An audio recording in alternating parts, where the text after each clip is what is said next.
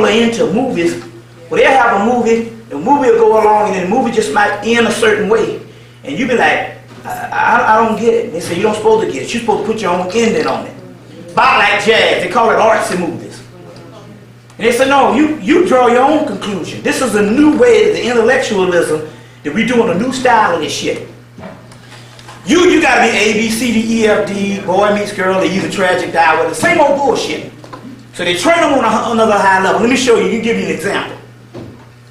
Everybody loves soul food. Well, see, it's cleverly done. Soul food was a fucking after school special. Been there, done that, when it was good times of That's My Mama. What shit to it? It didn't have nothing to the movie. I mean, we love it. Oh, it makes you feel good because you're emotional. And you are not a people that think and process. So it makes you feel good to see somebody sitting around a goddamn table. Classic big fat black mama. We all got them. You know what I'm saying? Classic of fucking mashed potatoes and all this shit here. Oh, this is what I like to see. You see what I'm saying? Then they gave you so much fucked up bullshit till you be glad to see that. But you don't realize that's an after school special. See what I'm saying? You gotta look, you got to be more sophisticated than that because they can dumb you down. So you love soul food. You don't get to judge. Jish, you already saw that shit. That's my mama. You see what I'm saying? You already saw that. Okay? Now let me show you some other shit. They come up, the Image Award, because you know the whole NAACP is Jews and government. So they come up, they're testing your ass. They come up, they said, we got the 2 top movies we're going to pick today. What's the baddest black movie that came out? Now the showdown was between Beloved and Stella Got Her Groove Back.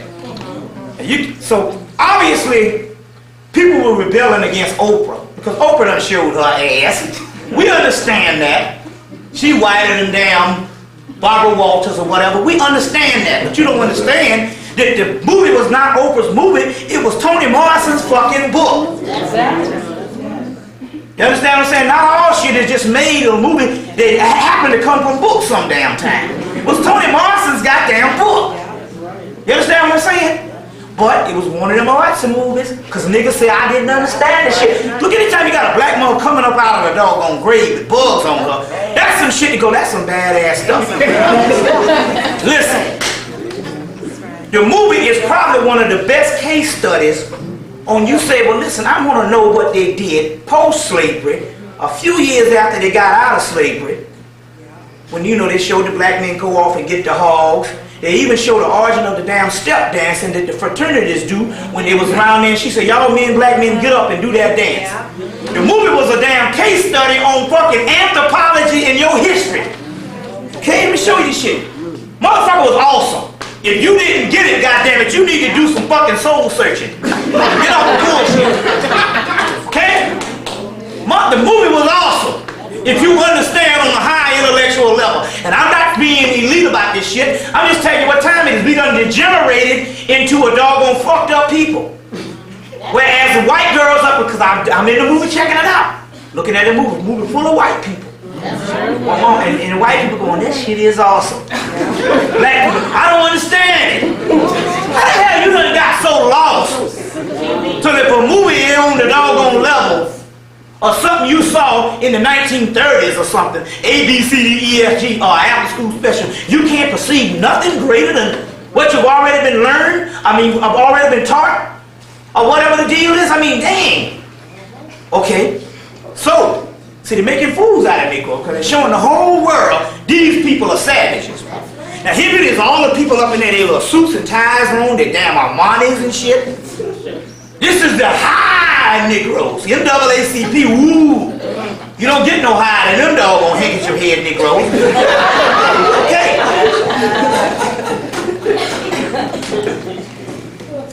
They say, all right, we're going to make a decision on what is a great movie. What's the best movie? First thing you do is they're going to let the damn audience decide. See, you got to understand, if you're going to control the people or you're going to give people, you never let the audience decide because our people have degenerated. You got to direct the people on the path that you want them to go. Because they're going to choose the lesser repertoire each time because they're living in a savage culture. But it's time to teach somebody. So you don't let them choose.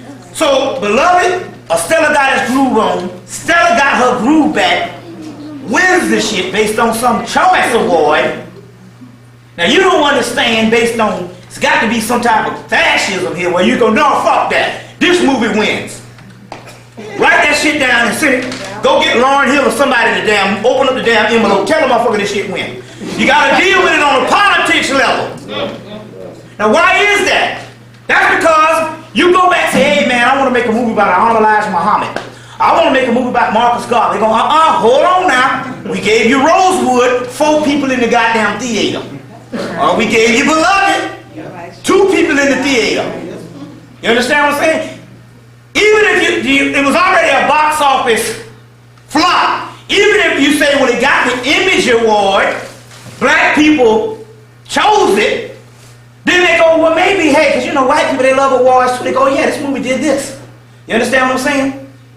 But this is the insanity, but it's all based on a case study to show how savage these people are. I'll tell you, an excellent movie came out. People didn't get into it. The movie Crooklyn. And that was a good movie because the movie also showed a case study. It wasn't just some people sitting around and you don't need no woman, don't need no black woman. A black man without a job is bad. And you know, that old soul food shit. It was a case study because they showed the doggone, it was actually a movie of Spike Lee's family's life or whatever. But they showed this case study where you're going down south for the summer. And they went down south and all this type of, it showed a consortium of American history. You're talking about documenting our past life, but don't get done a lot. Black people didn't even understand this shit. Because we've been degenerated to a particular point and all, you see, but they give you all that old, Stella got a groove on and all this old New Jack City and crazy stuff. See what I'm coming from? Now, when Beloved came out, show you how savage we done got. C. Freeman L. went to go see it, Beloved, and there was a lion wrapped around the corner. He said, damn, I ain't gonna be able to get in this thing. And somebody said, no, Beloved. They said, no, that's Beloved up there had 2 people in the line. But it was a line wrapped around the corner of all black people to see Bride of Chucky. Bride of Chucky. And this is how savage we have become. So don't say, well, you know about them all, you elite. No, you got to understand that there's a degeneration of our people because we didn't even have no thug niggas in the 1970s. Even the model of what you call ghetto is a new term that was invented somewhere in the 1970s. Because clearly it wasn't the 60s. In the 60s you was marching, you was doing this, you had special interest groups, you had all types of things that was going down. So in actuality, we're talking about somebody inventing a new nigga that you saying that's the voice of the goddamn ghetto. A word that was attributed to the damn Jews in the first place. But then again, he can fool with you all you want because mind control is the greatest factor. Let me give you another thing that went down recently. I met a brother that used to work in the concert industry, and I used to work in the concert industry when I was in college, which we used to go and I had this little scheme and all. I get backstage, get the backstage pass. I get the backstage pass. The kids get the backstage pass a month before the show come on. But I used to get it because I used to just do the college thing. Hey, this is a black college. You got the black thing coming here. Now you got University of South Carolina there. I'm at Benedict. This is the black college. And so you got Mays and Frankie Beverly coming. You got to send me the tickets because I'm the doggone promoter of this particular stuff. And I'm promoting the college students to buy the tickets. So they would always send me the backstage pass a month before the shit come. So I got so good and all, man, I'd be invited. So then it got so good, I started being invited to the parties. So I know, shoot, Rick James got a freak party going down, Mary Jane girl. I got pictures of me on the bed with the Mary Jane girls chilling. I mean, crazy stuff. But so I was in this stuff. I was in it for about 3 or 4 years. Saw everybody, Michael Jackson, everybody, Eddie Murphy, and all this type of thing. And I would go and would be up in the party. So I would do it so much until when the people would come back a year later, the doggone stars get the, hey Bobby, how you doing? I remember you from so and so.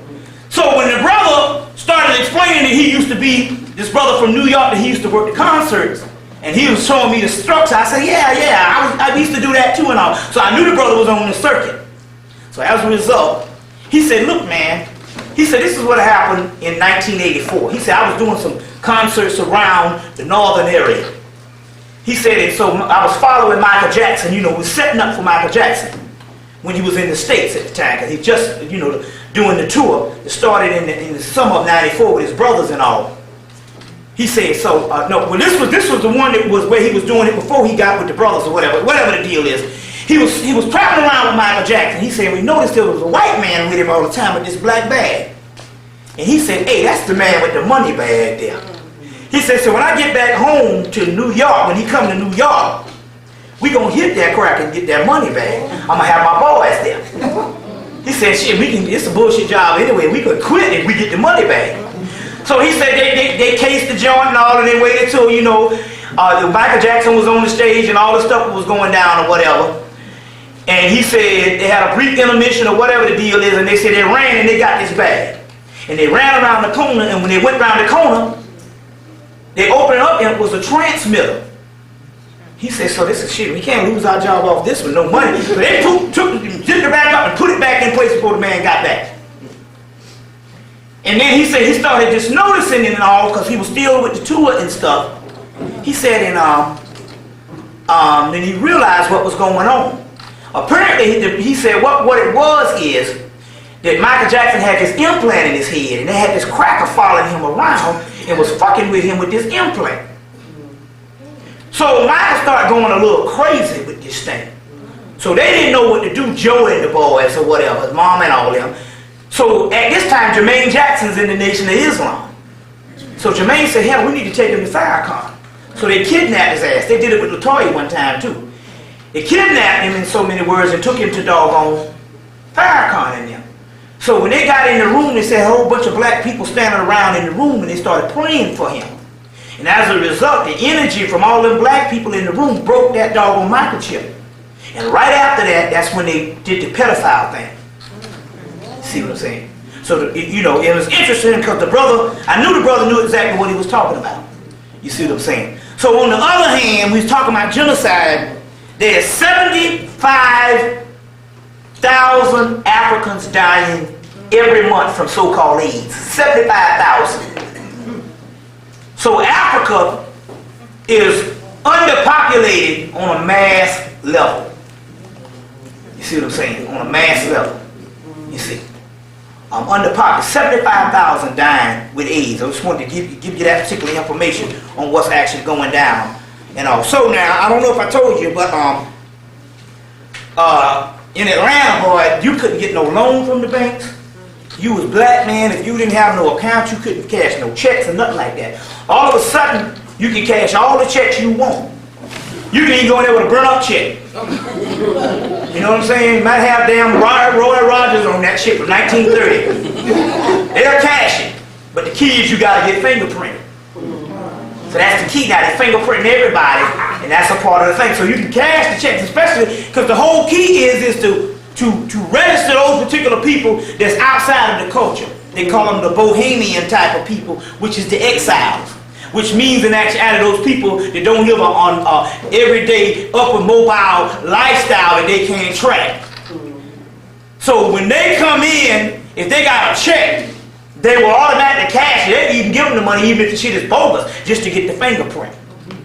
See what I'm saying? So this is one way they're doing this stuff also too. Do they have CVS drugs up here? Yeah. They do? Because this is interesting because all of a sudden, overnight, all up the west, all up the whole East Coast, man, this drugstore is taking over. Did I talk about that the last time? This drugstore is just literally taking over. CVS drugs everywhere. I go to Indianapolis, it's all there. Temple, Florida, all of Georgia, South Carolina, the CVS drugs. The key is this, and they got these new cheap advanced auto parts. Or these new cheap, I don't know, these advanced auto parts down there, I don't know what it is up there, but they got these auto parts stores opening up in the black community. Real cheap auto parts. What the deal is this here, based on, all this is set up based on martial law. Now, the martial law thing is that what runs America is not illegal drugs, is over-the-counter subscription drugs, Tylenols, BC powders, or whatever they got, you know what I'm saying, Motrin or whatever, that's the shit. So if you want to control the people, first of all, what you do is you go in and you put these stores, one chain, one or two chains, no more than two chains in each city. And all of them are government run or ties in with the government. As a result, you make them so convenient and stuff to the mom and pops, and all the little smaller drugstores got to go out of business. So now, when the shit go down with martial law, they put a padlock on the grocery store. They can make a motherfucker flip 8 times backwards just off of over-the-counter doggone drugs if he can't get something for his coin on his foot. See where I'm coming from? That's all a part of the whole martial law thing. As well as these advanced auto polices. They can lock them up. They say, well, hell, half the niggas drive beat up jalopies anyway. You know, you see a car from 1980, old square-looking thing. Not 1970, because a lot of them broke down. Now that you go to Atlanta and stuff, because all the brothers in the project got they love that Impala. Oh, that Impala. But the only people driving some old shit is black people or beat up jalopy. So they can cut up on the amount of people who can even travel, period, by making you dependent on these auto parts stores like this, and then they can shut them stores down all and you can't go nowhere. All a part of the whole martial law thing. It keeps you understand that at this particular time. All a part of the actual martial law thing. Now this is another thing too. Did I talk about how they got this beef, the red meat they got in these supermarkets now? No. What they do is, when all this meat get old, so you can't eat no red meat. Now, when this beef gets old in the white community, they ship it to another repackaging plant. They drop this solution on it like this bleach. And what it does is wash that stink rinse off, that they call it, that film that is decayed, that's old. The meat ain't rotten on the shelf anyway, you know, it's just old. It's beyond the expiration date. It's not really rotten. But anyway, they wash it, but it's still too damn old to be eaten if the white people, they got to take it off their shelf. So they wash it off and bleach that stuff off, and then they dye it with red dye number 2. And they make this shit look pretty as hell. Then they ship it to the black community. And I'm up in the store and I'm like, wait a minute now. I mean, they got these lean steaks, 5 in a pack for $1. I mean, for like $4. I'm like, well, I thought steak was the white man top shit. Everything going up high. Hell, Jello might cost $2 now. But yeah, the steak is cheap. You see what I'm saying? But the key is, not only that, white people ain't eating the stuff now. So for the ones that don't eat, they have an excess amount of red meat left over anyway. They take that stuff and ship it to the plant. Now you know damn well how the hell meat gonna stay red like that? When you put that meat in your refrigerator and a day later it's done turned brown. Yet this shit be pretty looking. You know, I mean, it'd be so pretty, you be like, damn, if you don't eat it, you say, I think I might throw down on me a damn chop tonight or something. So this is the deal that was actually going down. So it's interesting because there's a brother, he's a master herbalist, but he's psychic too. And I said, you know, I had a toothache real bad back in May. And he said, yeah. He said, what it is he said, you know, you was a vegetarian for a while. I said, oh shit, don't want to read. He said, yeah, yeah, you ate some steaks one day. I said, he said, yeah. He said, what happened was the steak that you ate, he said, the cow had an abscess. He said, so when you ate the steak, you caught the abscess too. I said, dang. You see. But what they not telling you is all that stuff is messed up. All of it is messed up. You can't eat none of it. So about 2 months ago, McDonald's had a spicy chicken sandwich, 99 cents. I should have known something was wrong with it then anyway. I ate that thing in my throat. I ate it, and in 6 minutes my throat started swelling up. It started hurting real bad, and I had to go and drink a whole lot of orange juice just to get this thing down. So I'm saying, you can't mess with none of that drinking stuff. Now this is the key, because the key is they came out with a 99-cent double cheeseburger. Then these fools came out with A 99 in January they came out with a 99-cent triple cheeseburger. See what I'm saying? So it's very interesting on how this particular stuff is going down. Now remember this little white boy that got killed, a little gay guy got killed on the college campus. That's all. Remember white boy got killed, they beat him half to death, and Ellen DeGeneres and all of them was out there just for crying and shit. They had all the movie stars and all that kind of thing. Well, let me tell you what it is. First of all, the government staged that little shit. And they killed him and all. And what the deal is actually going on is this. They're trying to establish this anti-hate law. You see what I'm saying? Now they got Jesse Jackson even pulling for this shit. Because he the government nigga. It's supposed to be an anti-hate law. So how do you do it? How do you make people aware and you establish this thing? It's basically in so many words, you go in there and you kill some little white boy on the college campus, you get everybody all teary-eyed. A black man killed, died now, well, big deal, they die every 5 minutes. So you kill little Johnny ass, he gay and all, they beat him half to death, and that's horrible, little gay guy got beat like that. Anyway, they got all the country in an uproar, and so therefore they put this particular thing out there for your emotions to get all high and stuff so they can go in, and so then when they establish this anti-hate law, he'd be the poster boy for it. You see, and they can get this thing passed. Now, even Jesse Jackson talking about there's an anti-hate law. Let me tell you what the deal is on this anti-hate law thing. The deal is, on this anti-hate law, it's not made for Ku Klux Klans or gay bashers or whatever. It's made to stop conscious black people from teaching anything. You understand what I'm saying? Because the simple fact that even to tell the truth about the European will go under the same heading of the anti-hate law. You see what I'm saying? Or you starting some type of hate. We all trying to get along. But the key is they had this law established in England for years. You see? So this is the new deal and they pushing for this stuff. So therefore, on the other hand, even this cat getting drugged down the street in Texas, that's all based on trying to pass this anti-hate law. Meanwhile, white people got talk radio all over the country talking shit about black people. Going crazy and real bold too. They done train and they done talk so much stuff and they so through with us now until white people literally in your presence now, they used to be scared of you after you burnt down the place in the 60s. Now they real bold, they ain't scared of you no more. They fed up with you. Now I mean little white girls and everybody, they're just nasty. That's what's going down now and stuff. So this whole thing based on, but all this thing here is to establish this anti-hate bill. You got to understand what's actually going on. And that's what happened when it came to this particular white boy. Now you heard about the mummy on the Titanic. Anybody heard this thing? No. It came on our bell.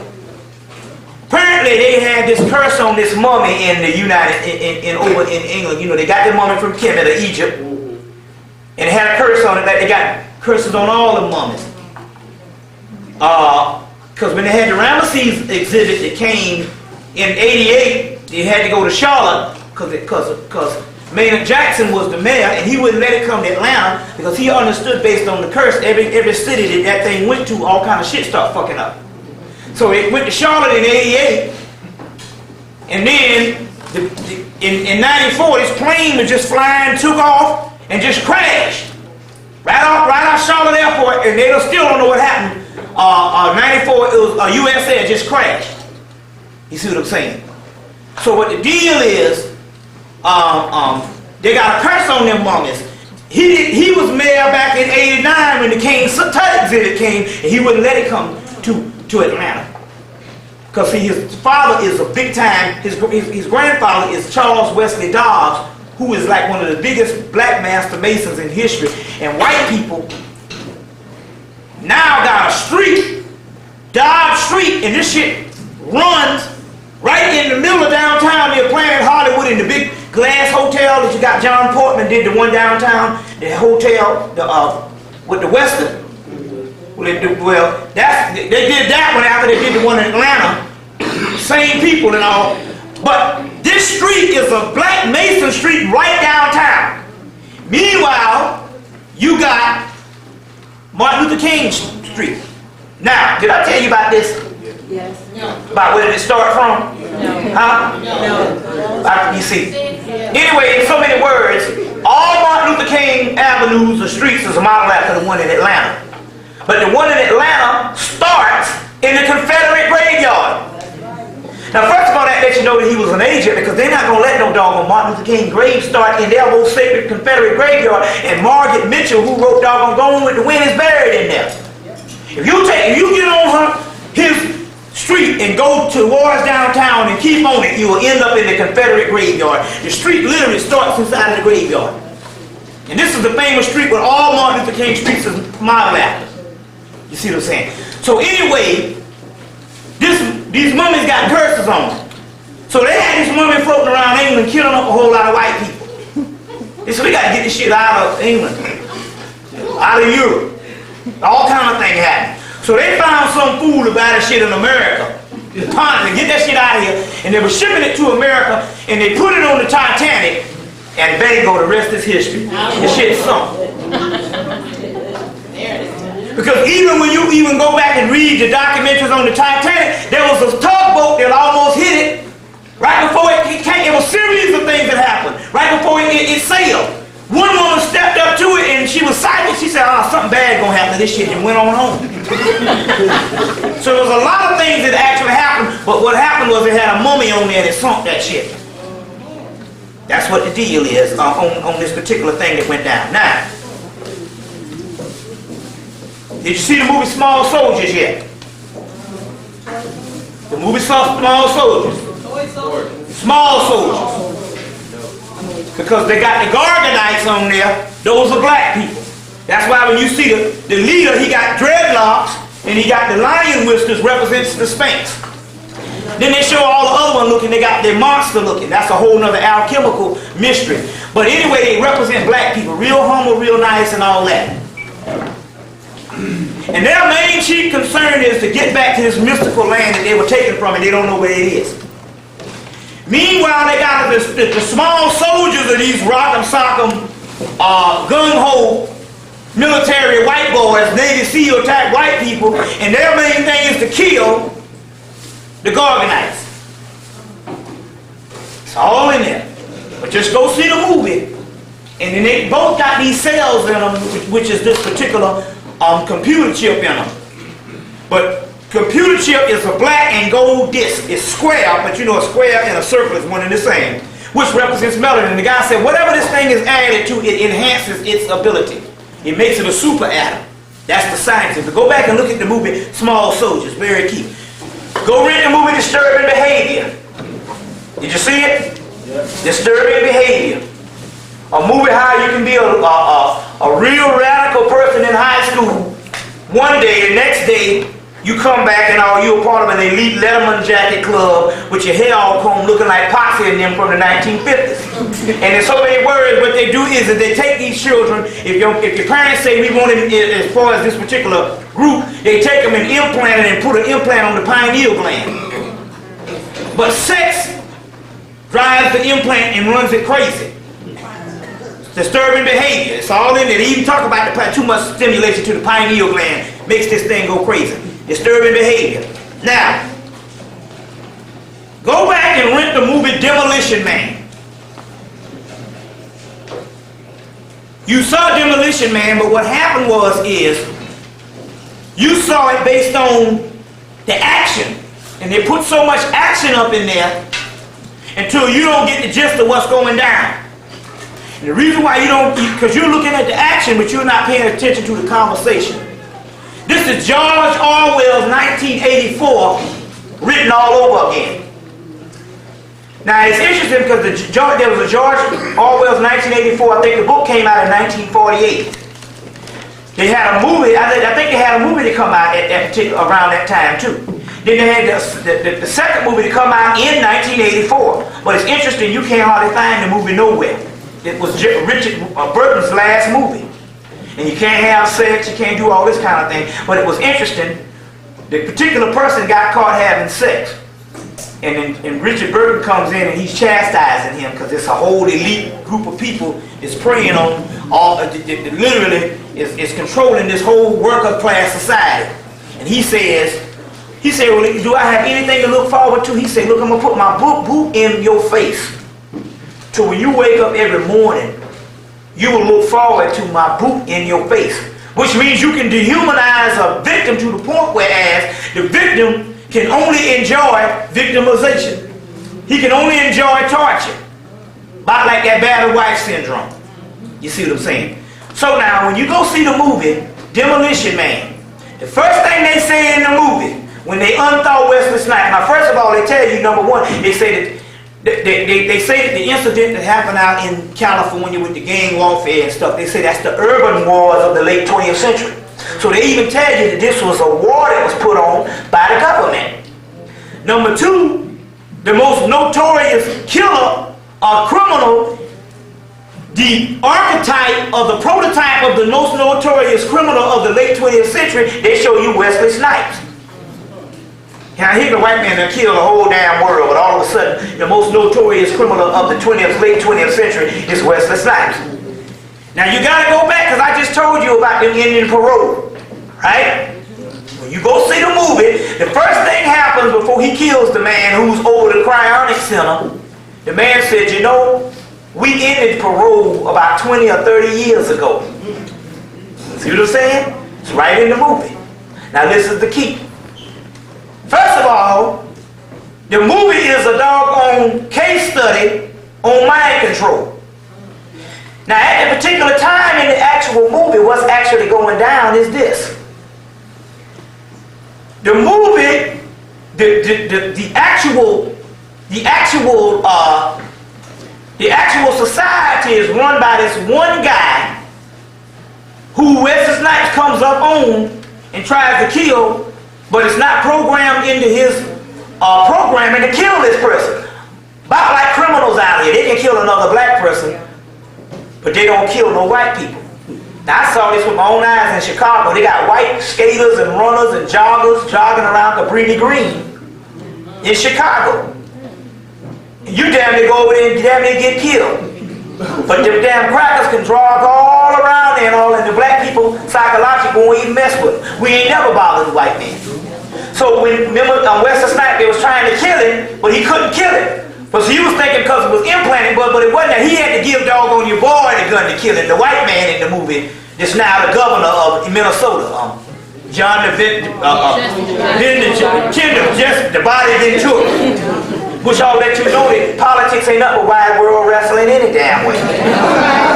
How could a wrestler win? Because that's just as fake as wrestling. They all got their bosses someplace in a room. They showed them in that room in X-Files, the movie. So anyway, that's one of the keys. The other thing is the guy that he was trying to kill that's running the society is over behavioral engineering. So the man who's running the society is over behavioral engineering. That's the first thing.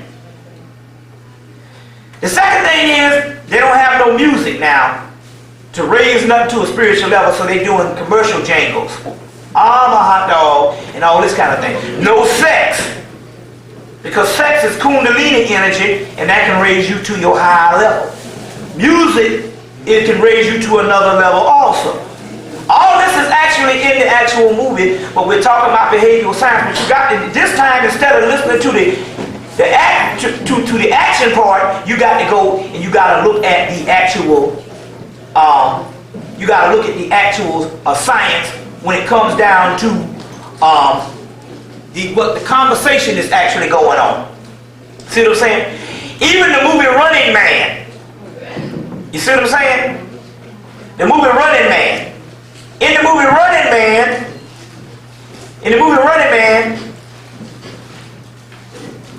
they got a game going on. That ain't nothing but the same old football, basketball, and baseball year round. And you just stuck into the game.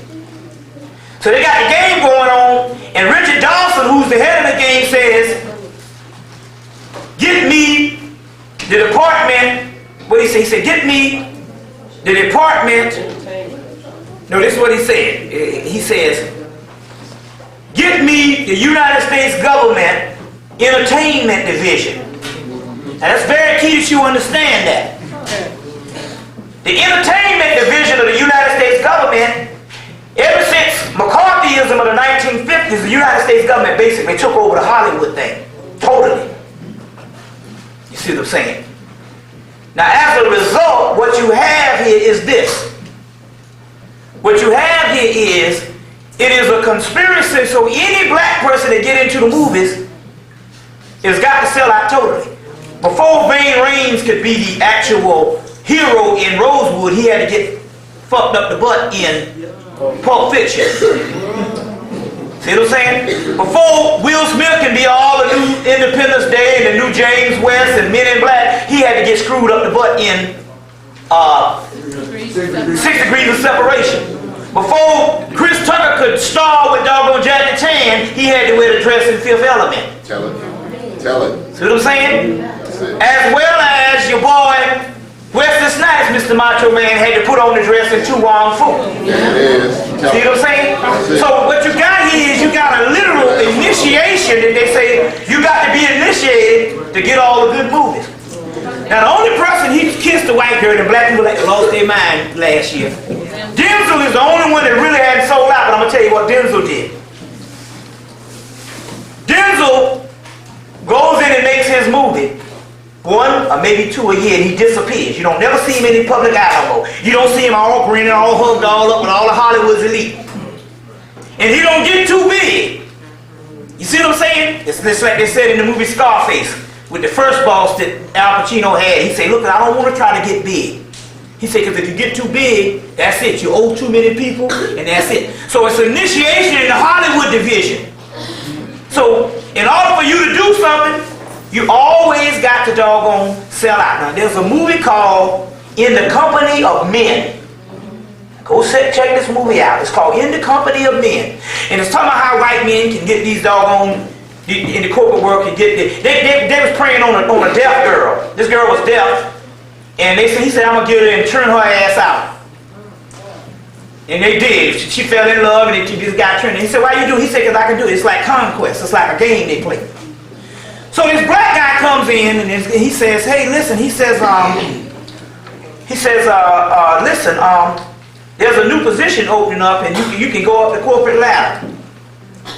And he said, I just want to know, are you ready for it? He said, yeah, you can ask my man. He said, it's ask, not ask. Now here it is, he correcting the black man's speech on the damn movie. Now this is subhuman for them to do in this particular time. I thought stepping fashionism was over. Then he says, I just want to know, do you have the balls for it? And the black guy said, yeah, I got the balls for it. He said, I'm serious. I want to know you got the balls. He said, I got the balls for it. He said, well then, let me see your balls.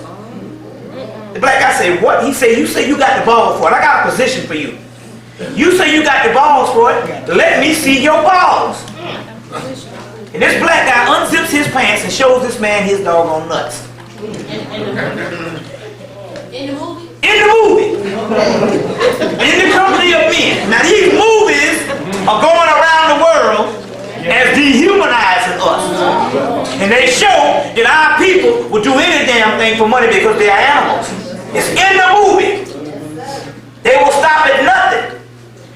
And you look at every last person in Hollywood that's black, all of them are unhealthy, including Oprah. See, okay, Oprah, the richest black woman in the thing. Oprah, a woman that's got millions of dollars and can't get, and been going with a homosexual for damn 10, 15 years. Uh-oh. Tell it then. You know what I'm saying? Tell it then. You gotta understand it's an initiation. So you say, well, ain't nothing wrong. Every woman don't have to be married. No, every woman don't have to be married. But there's something freaky about a woman that's got billions of dollars who want to be married and can't get no husband. That's the freak shit.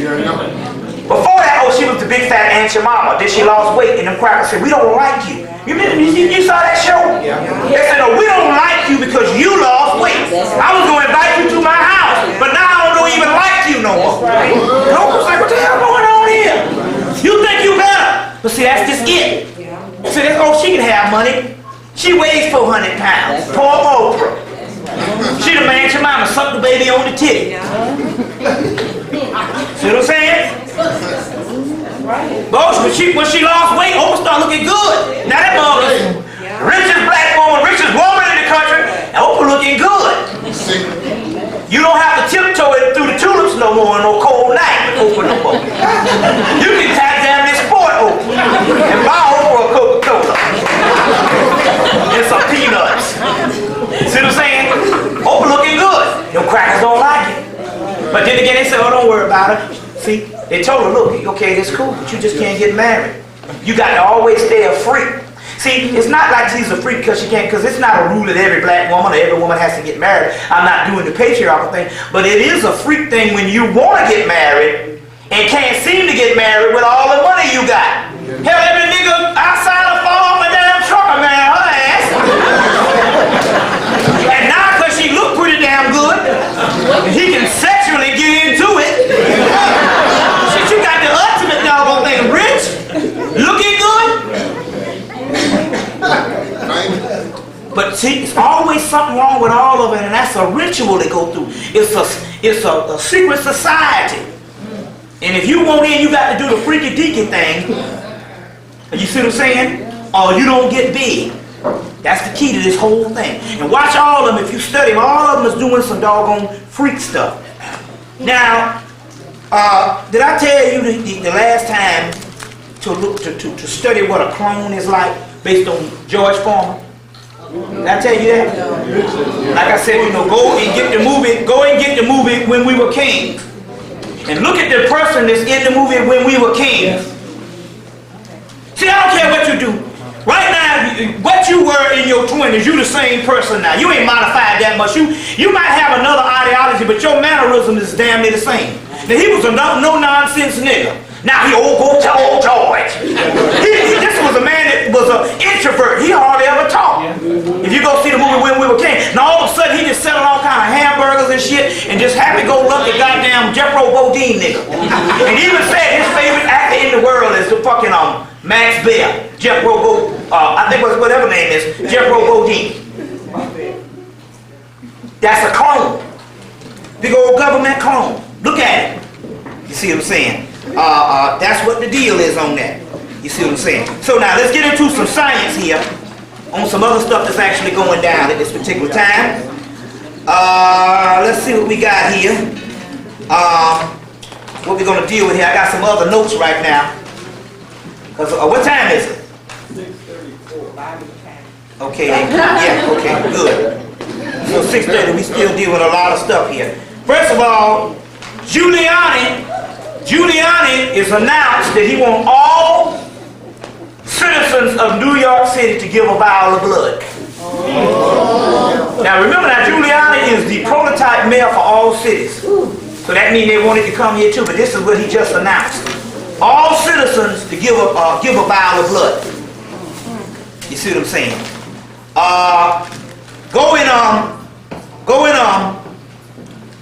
Also on the internet, Gaddafi has announced that he wants all the women in the country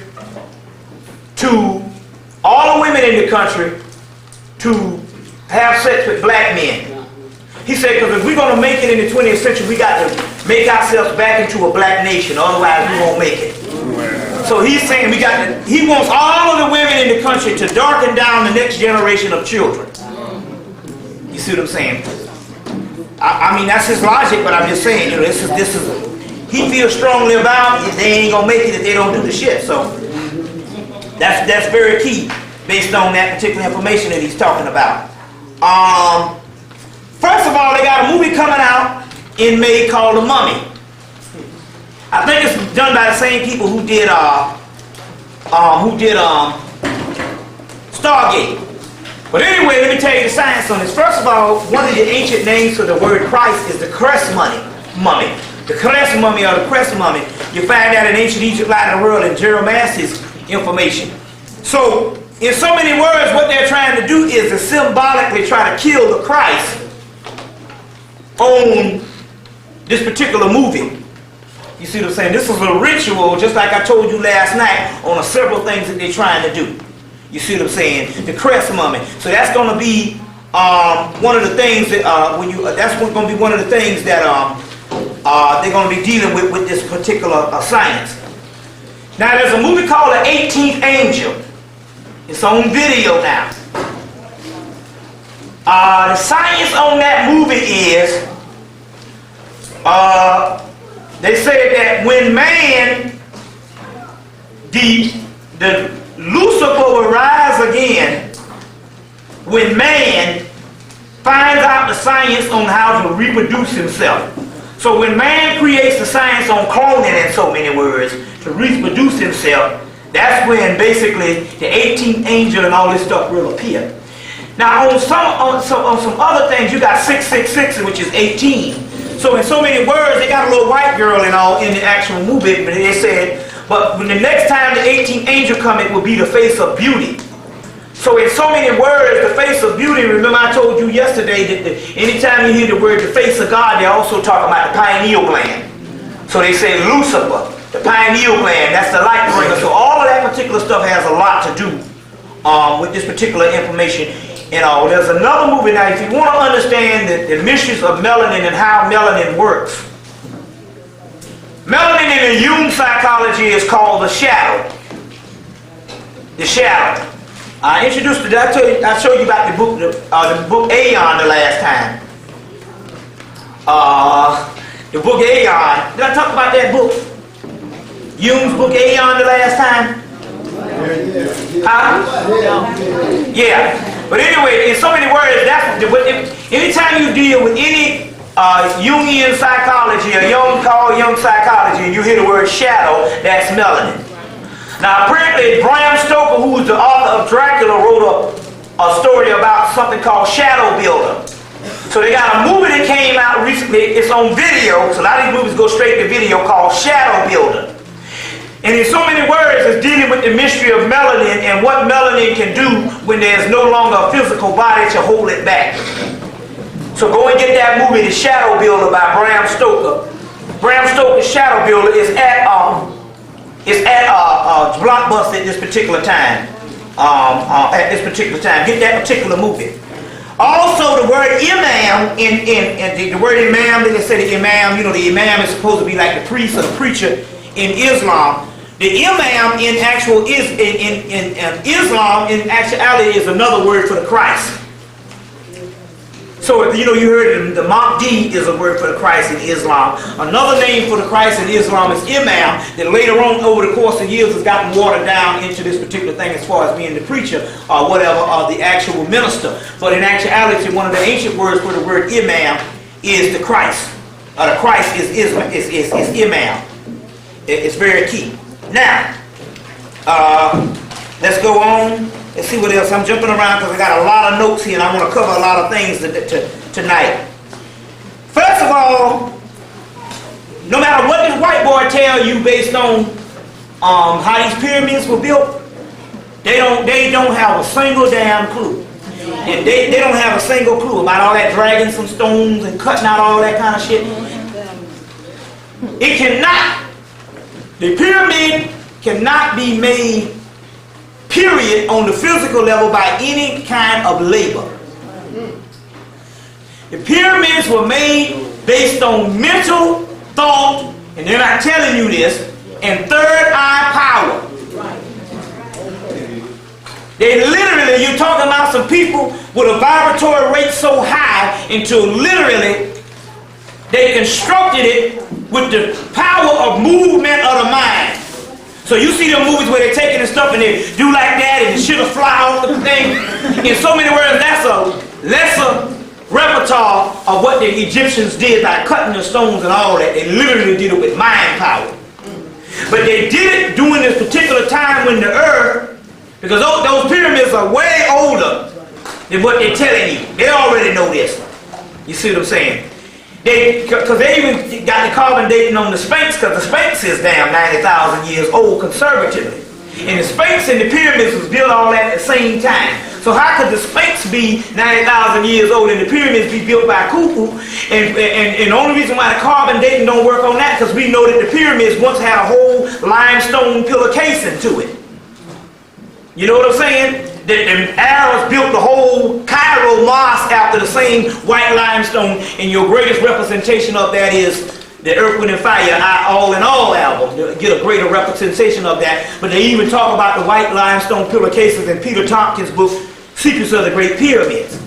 But it's interesting, though, that particular pyramid is just as old as the Sphinx, and they don't know how old it is, but what happened was it was built also at a time when the Earth, before it was semi into the physical realm, because before the Earth was into the physical realm, it was a semi-physical state. And as the vibratory rate lowered, the particular Earth became more and more and more into the physical realm. But the key here is, those pyramids are a sign of something that was pre-Earth life. That was here, even before the Earth, the Earth was always here in the physical, but before the Earth literally fell totally into the actual physical, it was actually a pre-Earth state. Those pyramids were here. Now one thing, when you hear any flood mythology in there, the flood has another metaphysical meaning. The great flood also that came about in Hemmitt, that came about in throughout the all world history, there's another metaphysical meaning, and it means this. The flood also represents when the time when the body fell and was flooded with the spiritual realm, or the spiritual gods were overcome by the flooding of the physical realm, and they literally fell into the physical realm also too. So you get the whole Ark of the Covenant, and the Noah putting all these animals in the ark, but I explained the last time, those animals represent different archetypes of the collective unconsciousness, just like you got several beasts in the zodiac. When he took several beasts and put them on the actual thing, and that was also talking about alchemy and the different frequencies of the nature that's all compiled into one ark, which is the black dot that's inside of your mind. So the ark goes, and the ark survives the flood, so in actuality the ark is covered over by the flood, and the ark is nothing but the God realm falling into the physical realm also too. So the flood myth takes on several metaphysical meanings also too.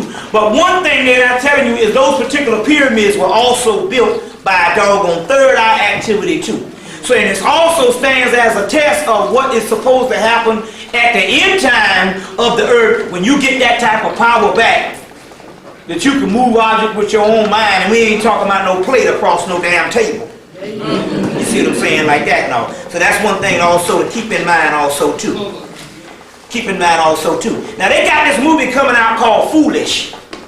A movie with Eddie Griffin, who was the white man's nigga, Stephen Fetchit, and doggone this other nigga, Master P, who ain't been out for 2 or 3 years and already got 2 or 3 movies to his credit and stuff.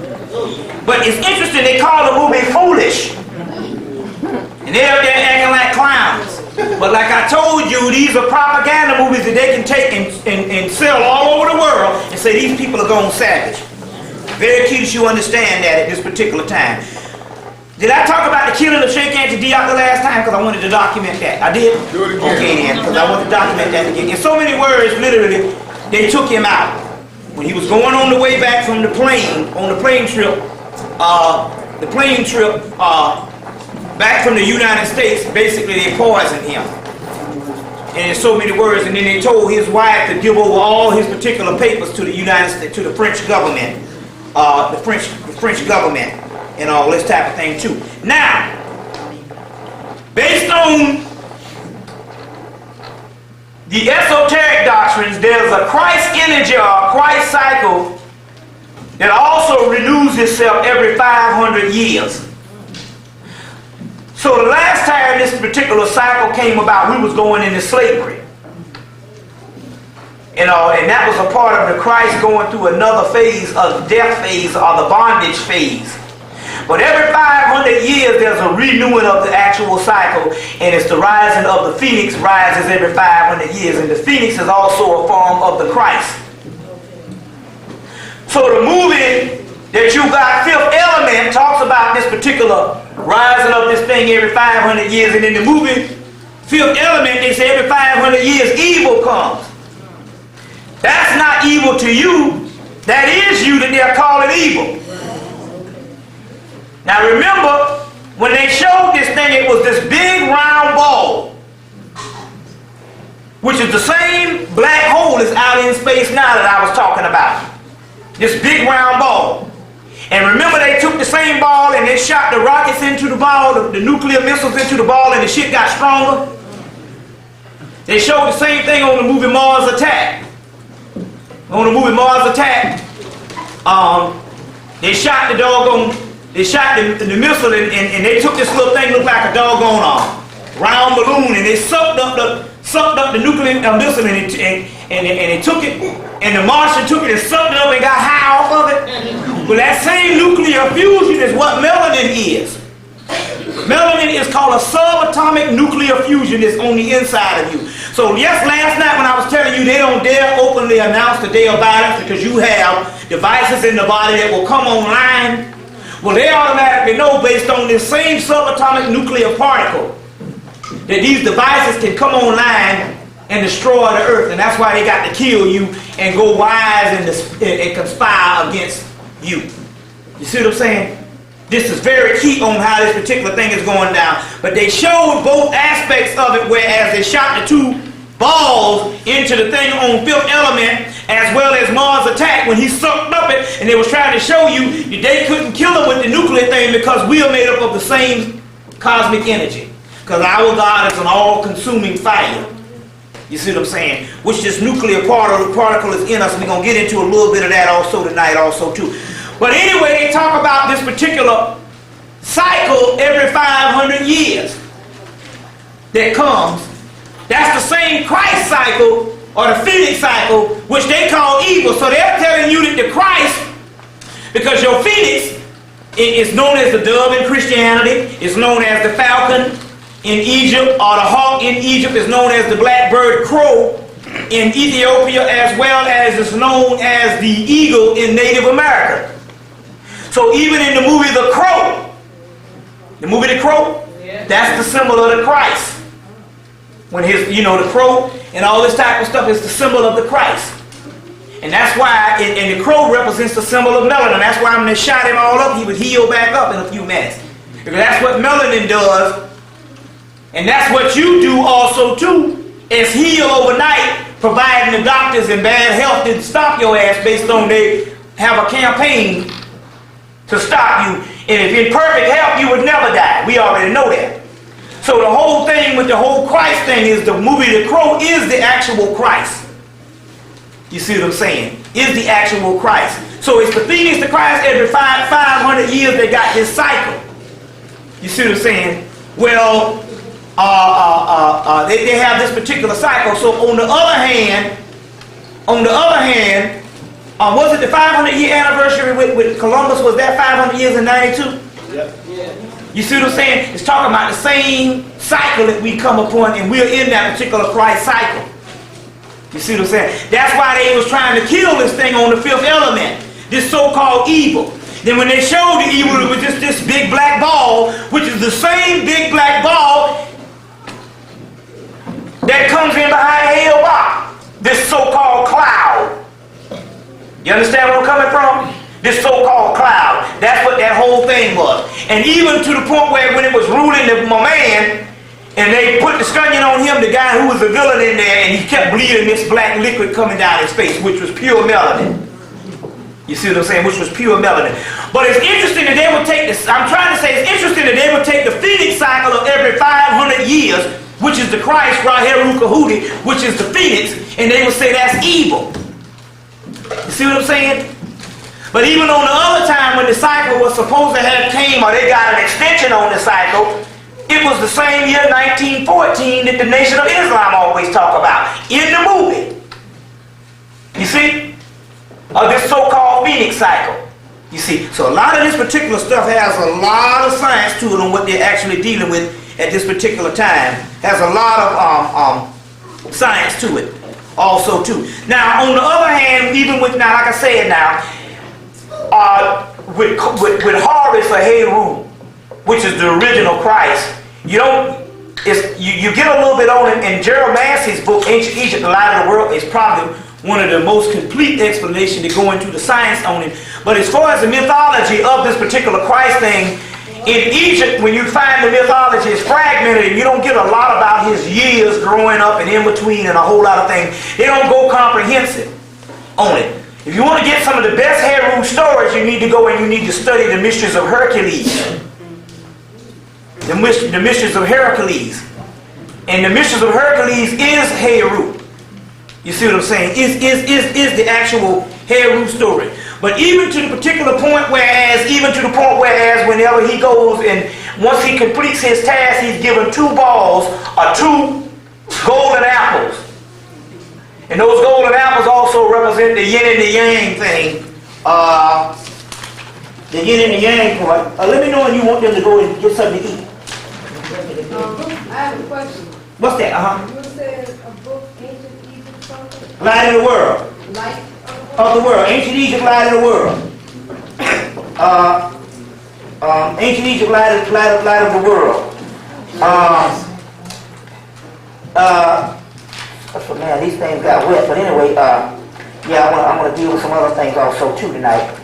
I'm gonna take this out too. But Ancient Egypt, Light of the World is one. Heaven Gates people saw the laptop. Huh? Heaven Gates people. Heaven's Gate people, they didn't see the black crowd. They got a hold of some information, just like most organizations, especially white organizations, even if they are cult-like, they still do a lot of research. We the only ones that don't do no research and take face value. You know that basically the yin and the yang, and most of the time these are actual circles. These are the 2 balls that they received, that Hercules receives. But on the other hand, the ball you will see this particular, you will always see this symbol. This is a universal symbol of spirit, but you'll always see a symbol with a black dot in the middle.